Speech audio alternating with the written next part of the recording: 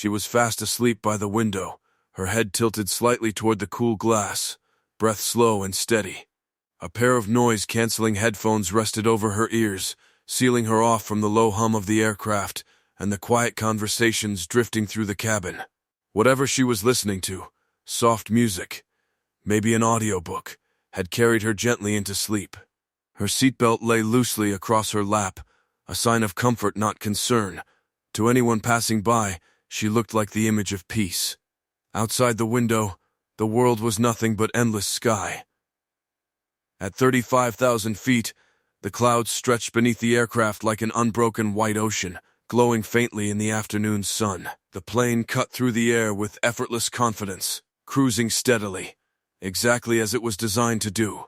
No shaking, no sudden drops, just smooth, predictable motion. This was the kind of flight people forgot about the moment they landed. The passengers around her were equally relaxed. A man across the aisle scrolled mindlessly through his phone, thumb moving out of habit more than interest. A young couple whispered to each other, sharing earbuds and quiet laughter. A child 2 rows back had finally fallen asleep after hours of restless energy, his mother watching him with tired relief. Every seat held the same unspoken thought: we're almost there. The flight attendants moved calmly down the aisle, their footsteps light, their expressions warm and practiced. One paused to straighten a tray table. Another collected empty cups, offering polite smiles and gentle nods. There was no urgency in their movements, no tension in their voices. This was routine. This was normal. The cabin lights were dimmed just enough to be soothing, not enough to suggest nighttime. Overhead bins were closed, secure. The soft glow of reading lights dotted the ceiling like quiet stars. The air smelled faintly of recycled oxygen and coffee, familiar and oddly comforting. Nothing about this moment hinted at danger. In the cockpit, everything appeared just as calm. Screens glowed steadily, displaying altitude, speed, fuel levels, all within expected parameters. The autopilot handled the aircraft with precision, making tiny adjustments too subtle for anyone to notice. The captain and first officer spoke casually, their conversation drifting between weather conditions at the destination and how smooth the flight had been so far.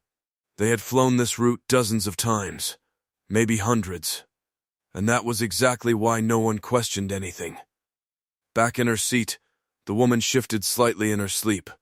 Her fingers curled around the edge of a small blanket the airline had provided. She had boarded the flight exhausted, the kind of tired that settles deep into the bones after weeks of stress. Travel had been the last thing she wanted, but sleep had come easily once the plane leveled out. For her, this flight was nothing more than a pause between 2 points in life. She dreamed quietly, nothing vivid, nothing alarming, just fragments. A memory, a familiar voice, a place that felt safe. Her breathing stayed even, her face relaxed, unaware that thousands of mechanical parts worked in perfect harmony to keep her suspended miles above the earth. The seatbelt sign turned off with a soft chime. No one paid attention. A man stood to stretch his legs, arms lifting above his head. Somewhere nearby, a laptop snapped shut. A flight attendant offered another round of water. The engines continued their steady roar, a sound so constant it faded into the background of consciousness. That was the dangerous thing about calm.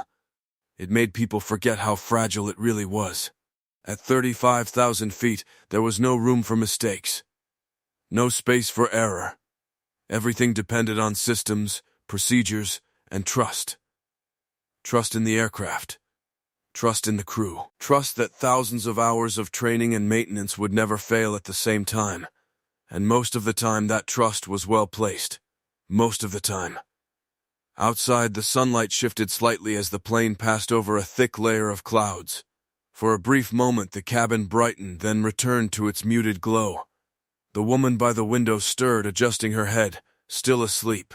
She had no idea that this peaceful moment was already slipping away.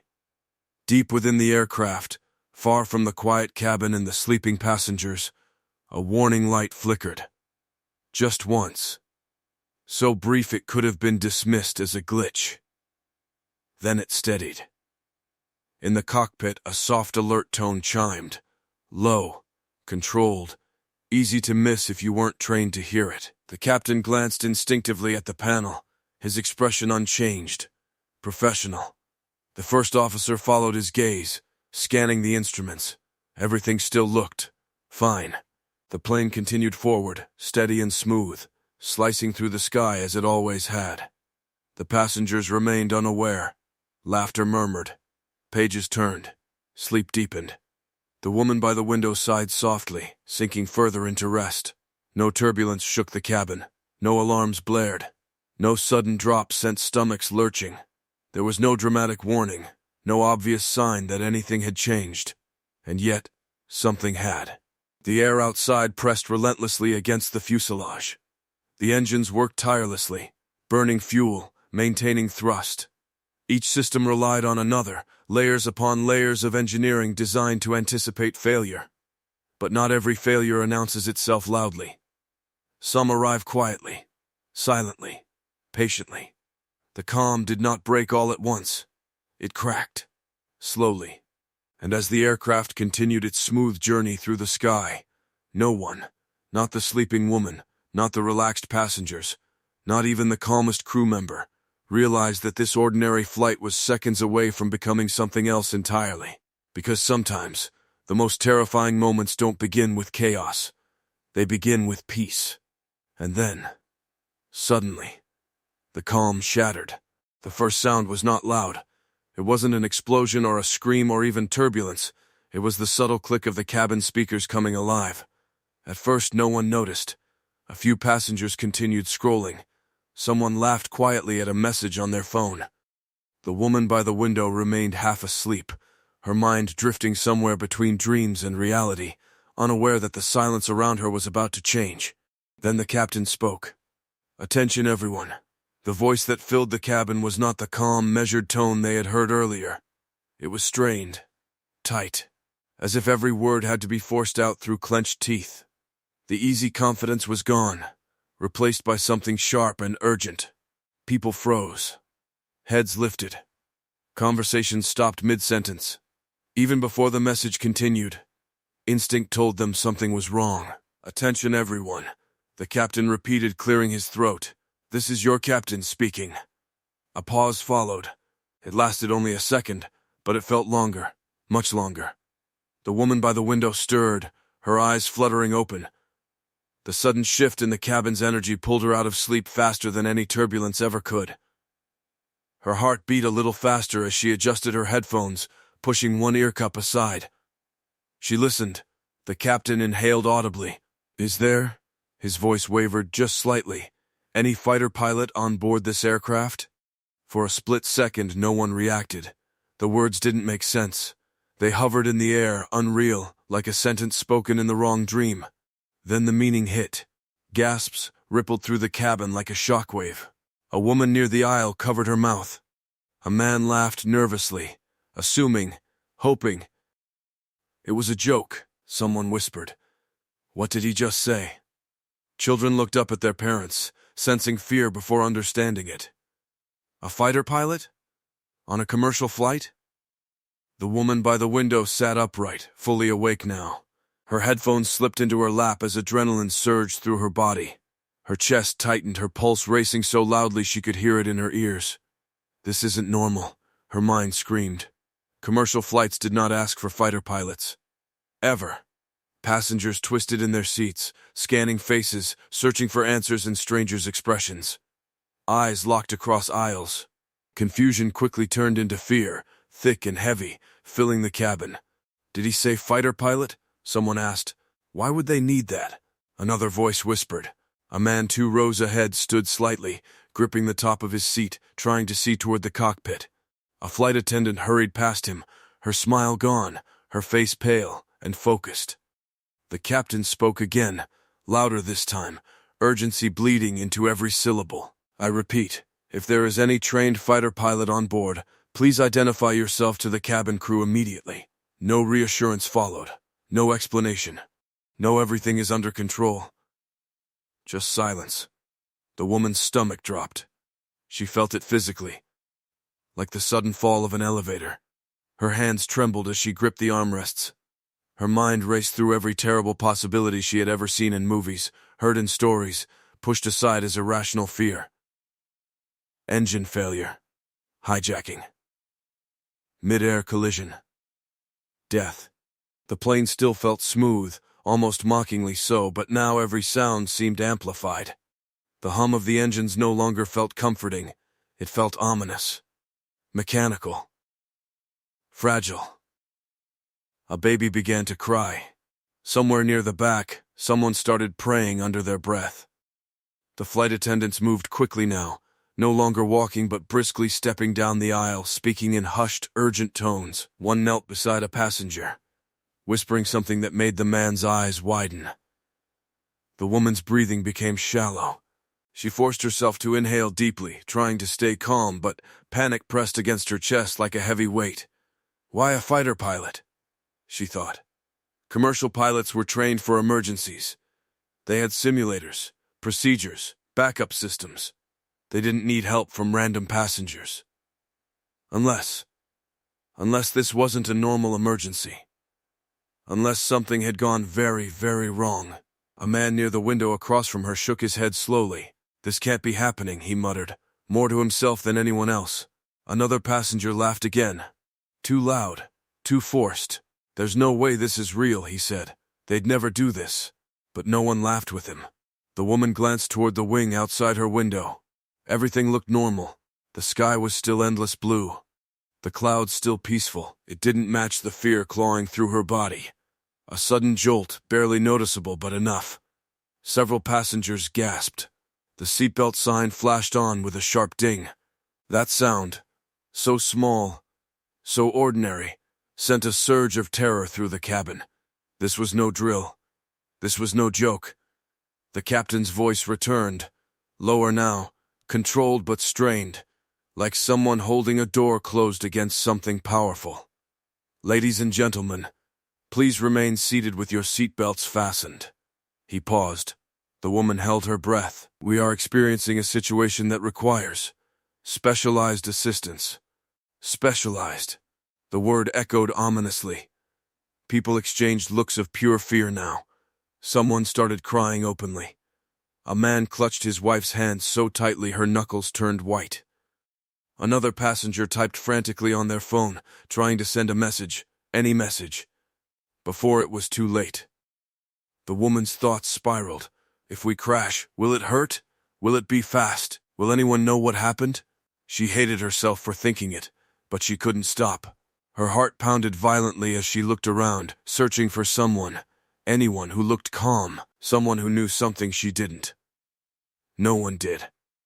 Minutes stretched painfully. Then, from somewhere in the middle of the cabin, a seat creaked. Someone stood up. Every head turned. The woman's breath caught as she watched a man rise slowly, deliberately, like he understood the weight of every eye on him. He wasn't in uniform. No flight jacket. No medals, just a plain hoodie, worn jeans, and a face etched with sudden seriousness. He didn't look heroic. He looked focused. A flight attendant rushed toward him immediately, her voice trembling as she spoke. The man nodded once, calm and certain. I'm a fighter pilot, he said quietly. The words rippled through the cabin like electricity. Whispers exploded. Hope and terror collided in the air. The woman felt tears sting her eyes. Tears she hadn't realized were forming. She didn't know why. Relief, maybe. Or fear sharpened by the realization that things were far worse than she had imagined. Because if the captain needed him, then whatever was happening up front was beyond anything ordinary. As the man followed the flight attendant toward the cockpit, the cabin fell into stunned silence. The plane continued forward through the sky, smooth and steady. But now everyone knew the truth. This flight was no longer ordinary, and nothing would ever feel normal again. The truth revealed itself not with chaos but with cold precision. In the cockpit, a warning light glowed amber, then red. The left engine's indicators danced erratically, pressure dropping, temperature rising beyond safe limits. The numbers didn't scream, but to trained eyes, they shouted. The aircraft systems worked desperately to compensate, adjusting fuel flow, redistributing thrust, making constant micro-corrections to keep the plane level. The autopilot fought quietly. Every second it recalculated. Every second it lost ground. The captain's hands tightened around the controls as a sharp alarm cut through the cockpit. Brief, controlled, but unmistakable. The first officer's fingers flew across switches, running emergency checklists from memory and muscle reflex. Engine 1 instability confirmed. The first officer said, voice tight. Throttle back, the captain replied. They did everything right, exactly as they were trained. But the response was wrong.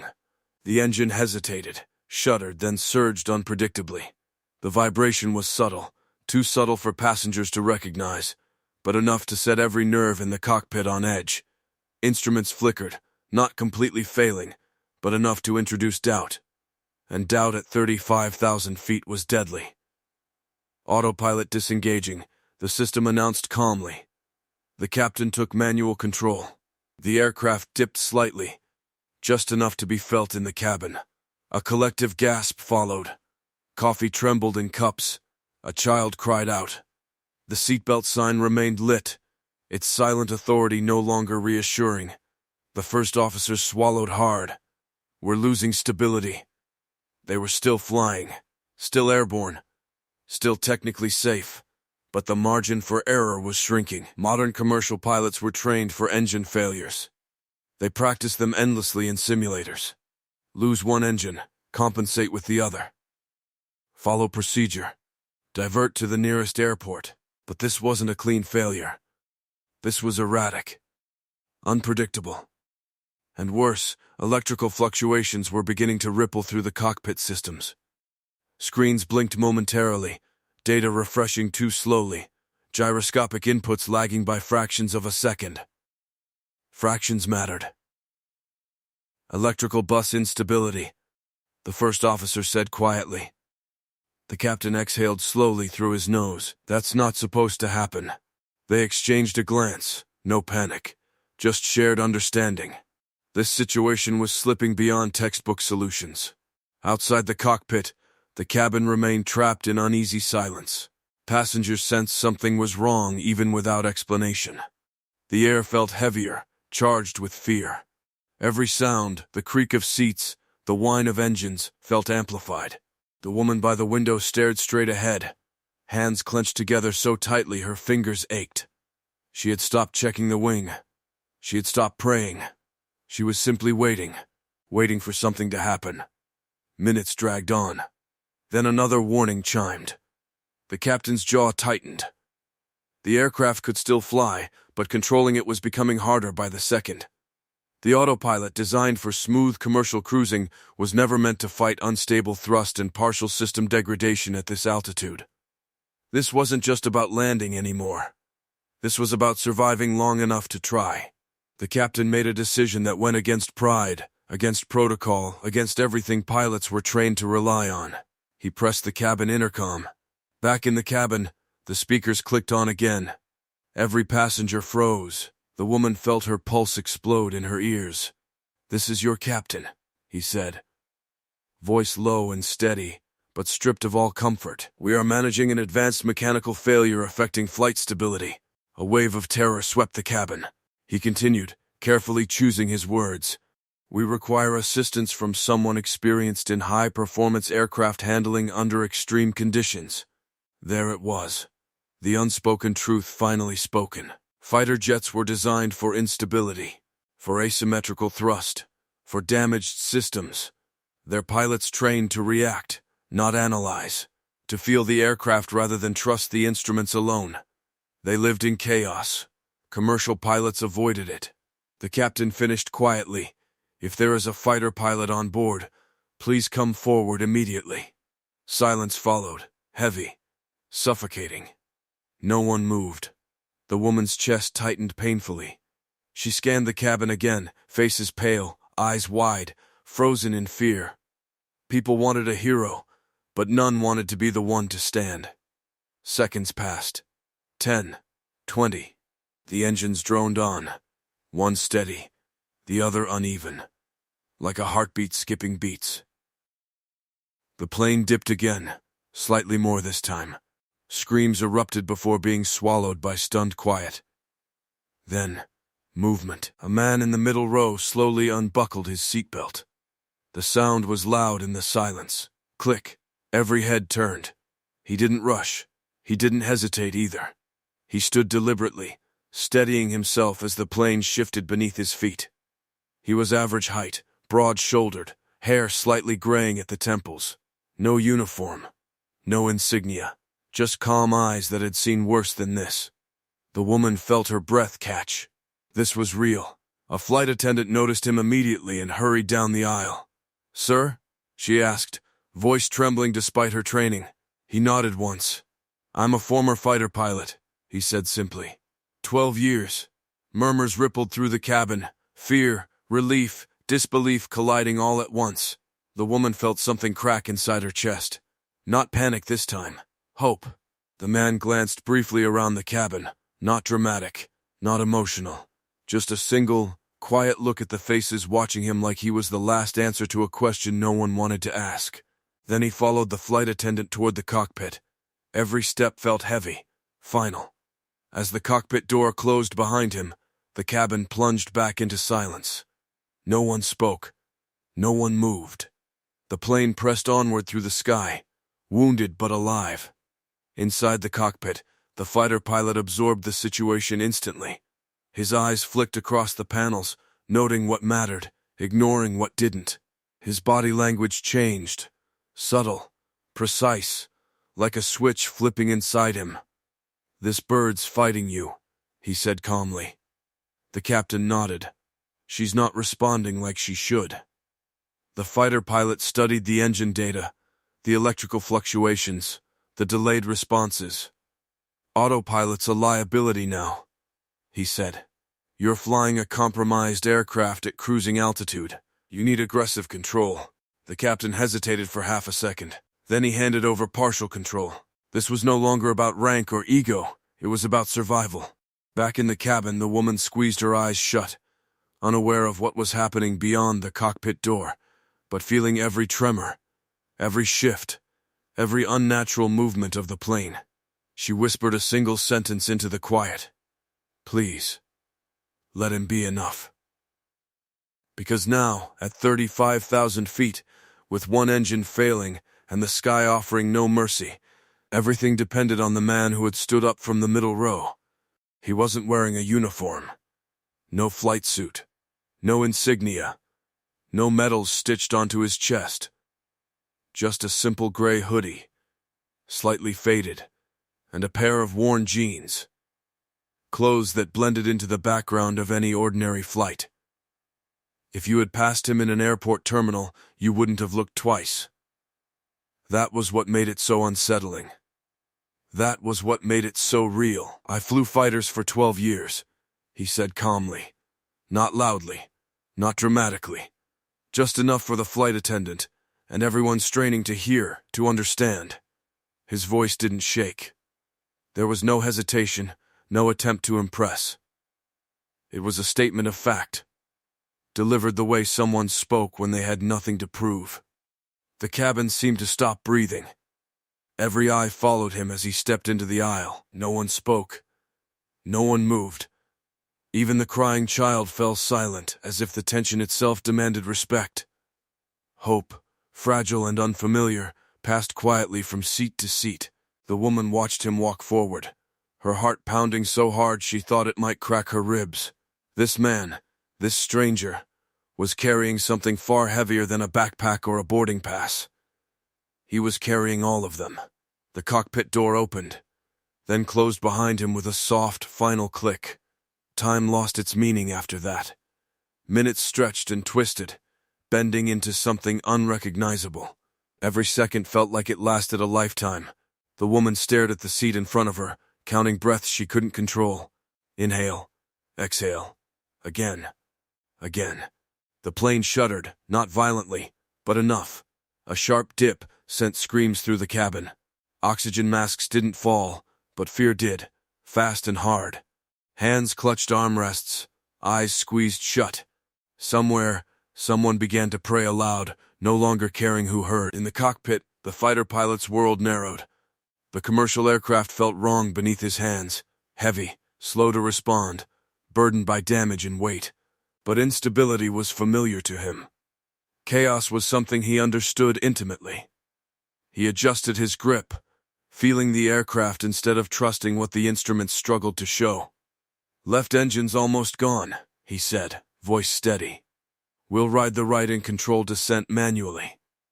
The captain nodded, watching closely. The first officer followed every movement, every decision. This wasn't textbook flying. This was instinct. This was survival. The fighter pilot adjusted pitch and yaw with deliberate aggression, nothing like the smooth, conservative inputs of commercial flight. The aircraft protested, groaning as forces shifted, but slowly, painfully, it responded. Altitude dropping faster than planned, the first officer warned. "I know," the fighter pilot replied. "We need the runway. Now." The captain radioed ahead, voice sharp and controlled. Emergency crews lined the runway below, lights flashing like distant stars. Back in the cabin, the woman felt the descent deepen. Her stomach lifted into her chest. Tears slid silently down her face, not from fear anymore, but from the overwhelming weight of uncertainty. She thought of unfinished conversations, unsent messages, people she loved who had no idea how close she was to never seeing them again. The landing gear deployed with a violent thud. The sound ripped through the cabin, raw and terrifying, and somehow comforting. It meant they were trying. It meant they were close. "We're coming in hot," the fighter pilot said. "Brace." The runway rushed toward them faster than anyone wanted. The woman grabbed the armrests with everything she had. Her knuckles burned. Her jaw clenched. She whispered goodbye to no one and everyone at once. Then, impact. The wheels slammed against the runway with bone-jarring force. The plane bounced once, twice, metal screaming as brakes fought momentum. Passengers screamed, cries blending into one desperate sound. The aircraft swerved, corrected, swerved again. The fighter pilot wrestled the controls, muscles straining, eyes locked forward. Sparks flew as tires protested under impossible stress. Then, slowing. The roar softened. The plane lurched one final time and stopped. Silence. Absolute, stunned silence. For half a second, no one moved. No one breathed. The woman opened her eyes slowly, afraid to trust what she felt. They weren't moving. They were on the ground, alive. Then the cabin exploded. Cheers erupted, raw and uncontrolled. People cried openly now, sobbing, laughing, clutching strangers like family. Applause thundered through the aircraft, hands slamming together in disbelief. Some dropped to their knees. Others hugged whoever was closest. The woman covered her face, tears pouring freely as her entire body shook. She was alive. They all were. The cockpit door opened. The fighter pilot stepped out, exhaustion finally visible on his face. For a moment he looked overwhelmed, almost embarrassed, as the cabin erupted again. Someone shouted thank you. Another cried his name without knowing it. He nodded once, quietly, then stepped aside. He didn't wave. He didn't smile for the cameras that would later record the aftermath. Because to him, this wasn't heroism. It was duty. As the plane sat safely on the runway, engines silent at last, the woman realized something that would stay with her forever. Heroes don't always wear uniforms. They don't always announce themselves. They don't always look the way we expect. Sometimes, they sit quietly in the middle row. Sometimes, they wear hoodies and jeans. Sometimes, they're already on board, waiting for the moment everything goes wrong, and when that moment comes, they stand up.